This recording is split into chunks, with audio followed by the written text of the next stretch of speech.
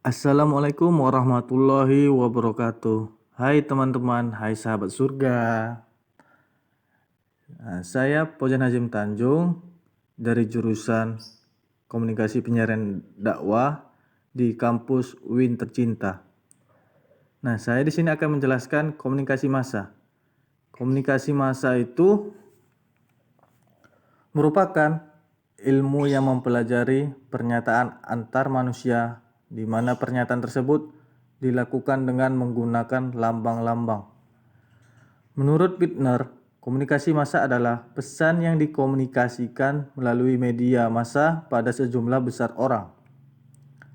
Ciri-ciri komunikasi massa berupa 1. Diarahkan kepada khalayak yang relatif besar, heterogen, dan anonim. Kedua, pesan yang disampaikan secara terbuka. 3. Pesan diterima secara serentak pada waktu yang sama. 4. Komunikator cenderung berada atau bergerak dalam organisasi yang kompleks yang mengakibatkan biaya yang besar. Ruang lingkup komunikasi. Nah, ruang lingkup komunikasi itu ada dua, pandangan klasik dan pandangan modern. Pandangan klasik itu ada 5 jenis komunikasi massa. 1. Surat kabar. 2. Majalah. 3. Radio. 4. Televisi. 5. Film. Pandangan modern. Seiring dengan perkembangan teknologi komunikasi informasi yang demikian pesat, maka kini orang-orang dapat menggunakan sarana komunikasi yang lebih modern dan lebih canggih dan lebih mudah, seperti media sosial, media online, dan internet. Elemen atau komponen komunikasi massa. Ada 6. Yang pertama itu komunikator, kedua pesan, 3. Media, 4. Khalayak, 5. Filter, dan 6. Umpan balik. Fungsi komunikasi massa itu menurut para ahli, yang pertama itu menurut para ahli Harold Laswell, 1 itu fungsi pengawasan, 2 fungsi korelasi, 3 fungsi pewarisan sosial. Dan menurut Charles Robert Wright, yang pertama itu fungsi pengawasan, kedua fungsi korelasi, ketiga fungsi pewarisan sosial, keempat fungsi hiburan.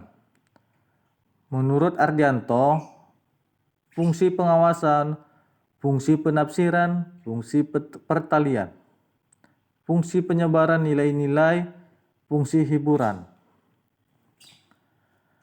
Fungsi komunikasi massa bagi individu. Yang pertama itu pengawasan atau pencarian informasi. Kedua, fasilitas dalam hubungan sosial. Ketiga, membantu melegakan emosi. Keempat, fungsi pengembangan diri. Kelima, substitusi atau penggantian dalam hubungan sosial. Keenam, sarana pelarian dari ketegangan.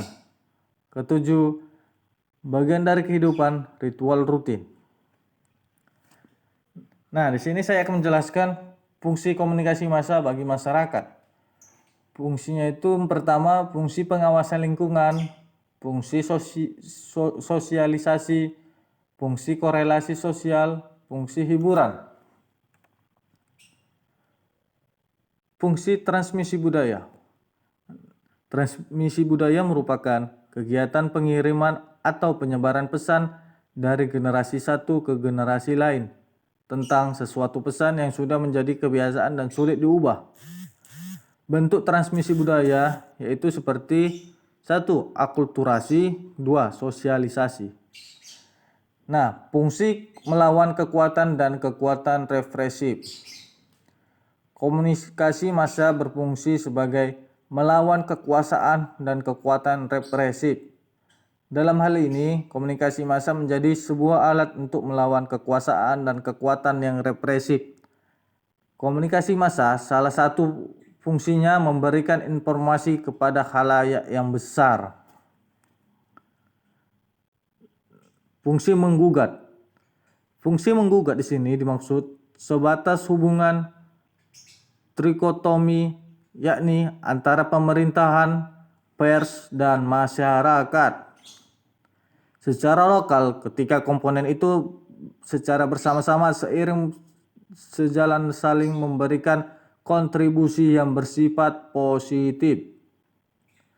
Thank you teman-teman sudah menonton, dan jangan lupa like dan subscribe channel Fauzan Hashim Tanjung. Sekian dan terima kasih. See you.